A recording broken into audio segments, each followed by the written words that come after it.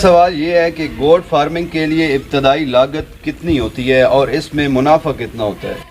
अच्छा देखें, अगर मुनाफे की बात की जाए तो बकरियों का साल 15-16 महीने का होता है। मतलब 15-16 महीने के अंदर किसी भी नस्ल की बकरी आसानी 2 दफ़ा बच्चे दे देती है।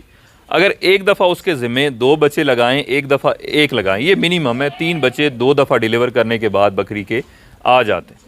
अगर 3 बच्चे आपके 15-16 महीने में आते हैं तो सिंपल तरीका है कि 1.5 बच्चा आपका ख़र्चा हो जाएगा। इसके अंदर खुराक, मेडिकेशन, हाउसिंग, लेबर, मोर्टेलिटी सारी चीज़ें शामिल है। 1.5 बच्चा आपका ख़र्चा है, 1.5 बच्चा आपका प्रॉफिट है। 5 से 6 महीने का हम रेकमेंड करते हैं कि बच्चे को करके सेल कर लेना चाहिए। वो जो स्टैंडर्ड है मार्केट का उसे वो मीट कर लेता है। उसमें 14-15 या 15 किलो से 20 किलो के दरमियान गोश्त आ जाता है। अगर इस साइज़ में आप सेल करते हैं तो मिनिमम भी आपका कम वेट भी है तो 24-25 हज़ार का 6 महीने का बच्चा आज की डेट में बिक जाता है। 3 बच्चे आपके 75,000 के हो गए। 1.5 बच्चा आपका प्रॉफिट है, 1.5 खर्चा है। इसका मतलब है तकरीबन 36-37 हज़ार एक बकरी आपको साल का 15-16 महीने का कमा के दे देती। अब जितनी बकरियां आपके पास ज़्यादा हैं उतना प्रॉफिट ज़्यादा है। बकरी को मैं हमेशा कहता हूं कि ये आपकी मशीन है, बच्चा आपका प्रोडक्ट है। जितनी मशीनें ज़्यादा हैं उतना प्रोडक्ट ज़्यादा है, उतना ही प्रॉफिट ज़्यादा है। बिल्कुल इसी तरह से जैसे ज़्यादा बारिश होती है तो ज़्यादा पानी आता है, इसी तरह से ज़्यादा मशीनें, ज़्यादा प्रोडक्ट है तो प्रॉफिट भी ज़्यादा है। अच्छा, इससे रिलेटेड आपने पूछा था कि लागत कितनी आती है। तो देखें, ये आप पे डिपेंड करता है, आपके बजट पे, आपके पास ज़मीन कितनी है, शेड कितना है, रखने के लिए जगह कितनी है, उन चीज़ों पे डिपेंड करता है। शुरू करना चाहें तो आप एक बकरी से भी शुरू कर सकते हैं और कामयाब हो सकते हैं। ये बड़ा बाबरकत काम है, सुन्नत काम है। आप इसका आगाज़ कर दें इवन एक बकरी से। अगर आप समझते हैं बकरी के पैसे नहीं है, 4-6 महीने का बच्चा ही ख़रीद लें, मगर शुरू कर दें जी। अच्छा, अगला सवाल ये है कि बकरियों की मार्केट में फ़रोख्त के बेहतरीन तरीके क्या हैं? अच्छा देखें, इसे बेचना तो हरगिज़ मुश्किल नहीं है, क्योंकि ये एक ऐसा प्रोडक्ट है जिसकी डिमांड इंतहा की है और सप्लाई ना होने के बराबर है। इसी वजह से गोश्त आपको 2600-2700 रुपये किलो मिल रहा है, क्योंकि डिमांड बहुत है, सप्लाई नहीं है। आप बकरियां पालें, गोश्त के हिसाब से बेचें, मंडी में बेचें, मार्केट में बेचें, कसाई को बेचें। बल्कि जब आप फार्म शुरू करेंगे, आपके पास 8-10 या 4-6 बकरियां भी हैं, आपके सराउंडिंग में इर्द गिर्द के लोगों को पता चल जाता है, वो आपके फार्म पे आके खुद ही पैसे दे के चले जाएंगे। अगर आप बड़े पैमाने पर कर रहे हैं तो यकीन करें, ऐसी कंपनीज़ हैं, ऐसे कसाई हैं, शादी हॉल हैं, आपको एडवांस पैसे देंगे कि आपने अब अपना प्रोडक्ट, बकरियों के बच्चे गोश्त के हिसाब से हमें ही देने। सो बेचना इसको बिल्कुल मसला नहीं है जी। अजीत भाई, सबसे पहला सवाल ये है कि गोट फार्मिंग क्या है और इसका फार्मर्स के लिए क्या फ़ायदा है? पहले फ़ायदा डिस्कस कर लें। जी जी। तो देखें, गोट फार्मिंग लाखों नहीं, करोड़ों नहीं, बल्कि अरबों रुपए की इंडस्ट्री। और गोट फार्मिंग का हुस्न, खूबसूरती ये है कि इसके दरवाज़े अमीर गरीब सब के लिए खुले। यकीन करें, अगर आप ये समझते हैं कि आपके पास एक बकरी ख़रीदने के ही वसाइल हैं तो भी आप कामयाबी के साथ गोट फार्मिंग कर सकते हैं। अगर आपके पास पैसा नहीं है तो आप टाइम इन्वेस्ट करें, 2-4 साल बाद आपके फार्म पे हज़ारों बकरियां खड़ी होंगी और ये बड़ा बाबरकत काम है। दूसरी बात रही कि गोट फार्मिंग है क्या, तो देखें, बेसिकली आपने गोश्त पैदा करना है, आपका प्रोडक्ट गोश्त है। आप बकरियां पालेंगे, उनसे बच्चे लेंगे, उन बच्चों को मार्केट में गोश्त के हिसाब से बेच देंगे। ये है जी गोट फार्मिंग। और रही बात डिमांड की, तो ये एक ऐसा प्रोडक्ट है जिसकी डिमांड रहती दुनिया तक रहनी है। और अगर आज की बात की जाए तो इंतहा की डिमांड है मगर सप्लाई नहीं है, और इसी वजह से मार्केट में गोश्त महंगा है। दूसरा सवाल ये है कि बकरियों की बेहतरीन नस्लें कौन सी हैं और मुख्तलिफ इलाकों में कौन सी नस्ल ज़्यादा फ़ायदेमंद है? अच्छा देखें, ब्रीड सिलेक्शन के टाइम आप ऐसी ब्रीड सेलेक्ट करें जो पूरे पाकिस्तान में नए मौसम में, नई खुराक में, नए एनवायरनमेंट में आसानी से एडजस्ट हो जाए। दूसरी चीज़, ब्रीड सिलेक्शन के टाइम जो आपने ज़हन में रखनी है कि बकरी का कद काट अच्छा हो। अच्छे से मुराद है दरमियानी स्टैंडर्ड क्वालिटी की बकरी हो, ना बड़ी हो ना छोटी हो। कीमत के हिसाब से भी दरमियानी बकरी हो, 40-45, मैक्सिमम 50-55 हज़ार तक खाली बकरी आपको मिल जाए। गब्बन है तो 60-65 या 70 के हिसाब से आप ले लें। ब्रीडर उनके अंदर तगड़ा छोड़ दें। अब बात रही नस्लों की, तो मक्खी चीनी, बीतल, पटेरी, सिंधी गुलाबी, ये 3-4 बकरियां ऐसी हैं जो पूरे पाकिस्तान में बआसानी हर जगह पे रह भी जाती हैं, नई खुराक पे भी एडजस्ट हो जाती हैं, कद काट साइज़ भी अच्छा है और लोग इन नस्लों को पसंद भी करते हैं। अगला सवाल है कि बकरियों के लिए मौजू तरीन खुराक और चारा क्या है? अच्छा, खुराक की भी मैं बात करूं तो ये खूबसूरती है इस बिज़नेस के अंदर कि बकरी सब कुछ खाती है। जो सब चारा, खुश चारा आपके पास अच्छा, सस्ता, ईज़िली अवेलेबल हो, वो बकरी की बेहतरीन खुराक हो सकती है। आप जंतर लगा सकते हैं, लूसन लगा सकते हैं, मूंगी है, ग्वार है, चने का भूसा है, लूसन की है, सरसों है, चने हैं, जो भी सीजनल चीज़ है वो आप बकरी को खिला सकते हैं। एडिशनली आप वंडा तैयार कर लें, तकरीबन पाव 1.5 पाव, ये बड़े साइज़ की बकरी है, आधा किलो आप डेली उसको वंडा दे दें। वंडा आप सिर्फ सिंपल गंदम के दाने भी दे सकते हैं, रेडीमेड वंडा भी ख़रीद सकते हैं। अगर आप अपना वंडा तैयार करना चाहते हैं तो चने हो गए, मकई हो गई, गंदम हो गई, जौ हो गई, इन 4 चीज़ों का दलिया करा दें। मौसम के हिसाब से आप इसमें तेल ऐड कर दें, गर्मी है तो सरसों का तेल, सर्दी है तो तेल या तारे मिरी का तेल ऐड कर दें, तो ये बकरियों की बेहतरीन खुराक है जी। अच्छा, अगला सवाल बड़ा इम्पोर्टेंट है। अक्सर फार्मर सवाल करते हैं कि बकरियों को बीमारियों से बचाने के लिए कौन कौन सी हिफाजती इक़दाम ज़रूरी हैं, क्योंकि बकरी बीमार बहुत होती है।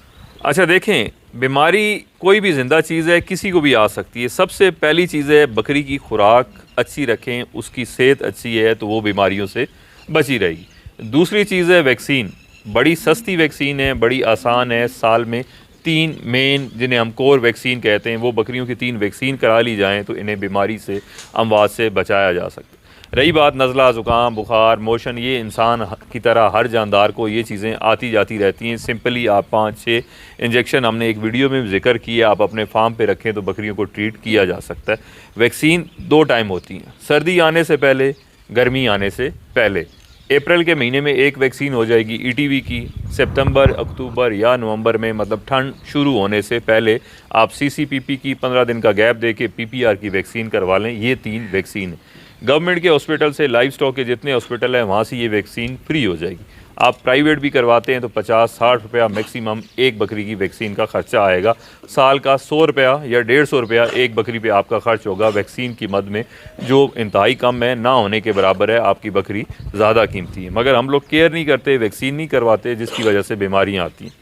दूसरी चीज़, इस चीज़ को अपने जहन में बिठा लें कि वैक्सीन होती उस बीमारी की है जिसका इलाज पॉसिबल ना हो। हमारे अक्सर फार्मर हैं, छोटे गांव देहातों में जो फार्मर हैं, वो ये कहते हैं कि हमारी बकरियां या हमारी गाय भैंस तो सेहतमंद है, हम क्यों वैक्सीन कराएं, खामखा उनको टीके लगाते रहें।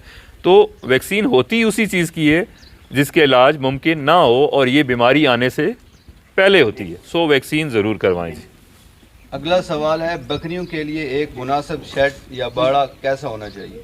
देखें, जब हम मुनासिब की बात करते हैं तो मुनासिब ये होता है कि सर्दी गर्मी के हिसाब से वो मौजू हो, मतलब गर्मियों में ठंडा हो और सर्दियों के अंदर गर्म हो। रही बात कितनी स्पेस, कितनी जगह रिक्वायर्ड है, तो शेड के अंदर छत वाली जगह एक बकरी को 5 स्क्वायर फीट चाहिए जी।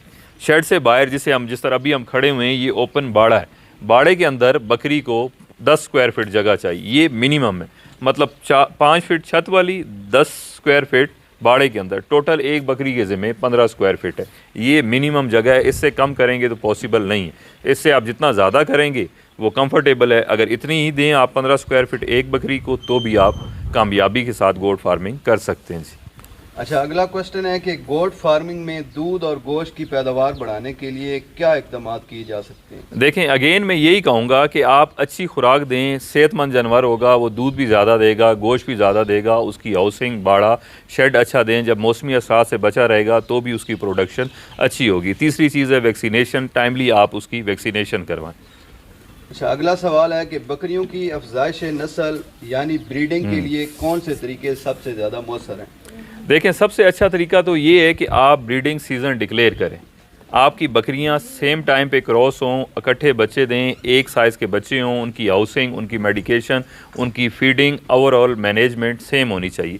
जब डिफरेंट साइज़ के बच्चे होते हैं, डिफरेंट मंथ्स में पैदा होते हैं, सर्दी के अंदर पैदा होते हैं, गर्मी के अंदर पैदा होते हैं, तो उनकी अमवात ज़्यादा होती हैं और बकरी को भी मौसमी शिद्दत, स्ट्रेस बर्दाश्त करनी पड़ती है। रिकमेंडेड यही है कि आप मार्च अप्रैल के अंदर बकरियों को क्रॉस कराएं या सितंबर अक्टूबर में आपके बच्चे पैदा हों। अगर आप सितंबर अक्टूबर में क्रॉस कराते हैं तो मार्च के आपके बच्चे पैदा होने चाहिए, तो उन बच्चों को सर्दी गर्मी से बचाया जा सकता है, उनकी मैनेजमेंट आसान होती है। दूसरी चीज़, जब आप एक टाइम पे बकरियों को क्रॉस कराएंगे तो बच्चे एक साइज़ के होंगे, उन्हें बेचना भी आसान है।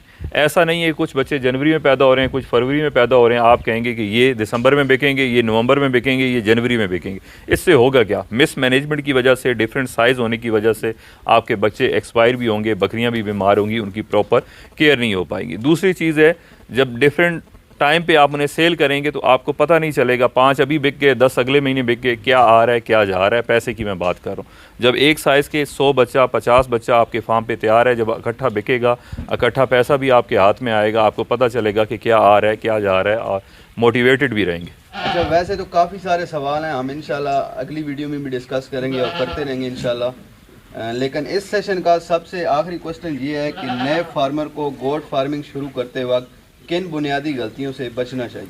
देखिए 3-4 चीज़ें। जब आप नया फार्म शुरू करते हैं, प्लान करते हैं, तो सबसे पहले जो काम है आपको उनकी हाउसिंग का बंदोबस्त करना है। हाउसिंग मतलब शेड या रखने की जगह, चाहे आप घर में रख रहे हैं, ऐसी होनी चाहिए कि आपकी बकरी को सर्दी गर्मी से बचाए। दूसरी चीज़ है आपके पास खुराक का बंदोबस्त होना चाहिए। तीसरी चीज़ है आपको वैक्सीनेशन का, और नज़ला ज़ुकाम बुखार मोशन 6-7 इंजेक्शन है, आप 10-20 मिनट भी दें तो आप सीख सकते हैं। ये इनिशियल मेडिकेशन है, इसका इल्म आपको होना चाहिए। चौथी चीज़ है ब्रीड सिलेक्शन। ब्रीड सिलेक्शन आप ऐसी करें जो आपके एरिए में आसानी से रखी भी जा सके और बेची भी जा सके। जिस तरह से मैंने पहले भी कहा कि 3-4 नस्लें हैं, मक्खी चीनी है, बीतल है, पटेरी है, सिंधी गुलाबी है। ये 4 नस्लें ऐसी हैं कि पूरे पाकिस्तान में हर मौसम में हर किस्म की खुराक पे रखी जा सकती हैं और हर एरिए में आसानी से बेची भी जा सकती हैं। ठीक हो गया जी? जी सही हो गया। अच्छा, इससे रिलेटेड अगर कोई और भी आपका सवाल हो तो आप कमेंट सेक्शन में पूछ सकते हैं। तो इंशाल्लाह इस सिलसिले को हम कंटिन्यू करेंगे और आने वाले दिनों में आपके सवालों के जवाब देते रहेंगे। अपना बहुत ख्याल रखिएगा जी। शुक्रिया। अल्लाह हाफ़िज़।